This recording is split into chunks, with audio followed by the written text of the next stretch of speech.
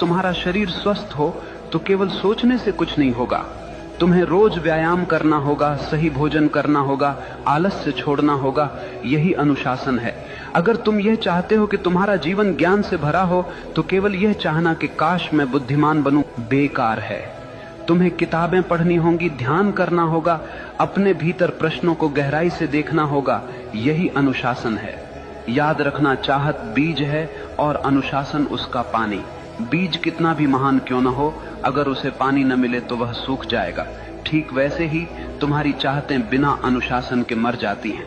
आज दुनिया में लाखों लोग सपने देखते हैं, लेकिन केवल वही लोग सफल होते हैं जिनके पास अनुशासन है, क्योंकि सपनों को हकीकत तक पहुंचाने का काम केवल अनुशासन ही करता है।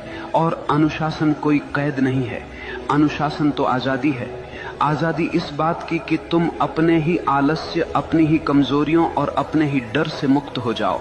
देखो, एक नदी जब तक बह रही है वह जीवन देती है, लेकिन वही नदी अगर बिखर जाए, फैल जाए तो केवल कीचड़ बन जाती है। अनुशासन नदी के किनारों जैसा है, जो तुम्हारी ऊर्जा को दिशा देता है, गहराई देता है और तुम्हें तुम्हारे मंजिल तक ले जाता है। इसलिए अगर तुम सच में वही बनना चाहते हो जो तुम चाहते हो, तो केवल चाहने से कुछ नहीं होगा। तुम्हें अपने जीवन में अनुशासन की आग जलानी होगी। हर दिन, हर क्षण अपने लक्ष्य के लिए समर्पित होना होगा। और जब चाहत और अनुशासन मिलते हैं तो चमत्कार होता है। तब मनुष्य वही बनता है जो वह चाहता है। मनुष्य वही बनता है जो वह गहराई से चाहता है। लेकिन याद रखना, यह जीवन कोई खेल नहीं है, यह तुम्हारी चेतना की यात्रा है। अगर तुम अपने भीतर नीच विचार रखोगे तो तुम जीवन को नरक बना लोगे, और अगर तुम अपने भीतर ऊंचे विचार, गहरी चाहत और अनुशासन रखोगे तो यही जीवन तुम्हें स्वर्ग बना देगा।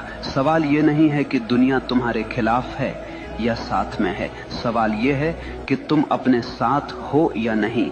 अगर तुम अपने विचारों, अपनी चाहतों और अपने अनुशासन के साथ खड़े हो तो दुनिया की कोई ताकत तुम्हें रोक नहीं सकती।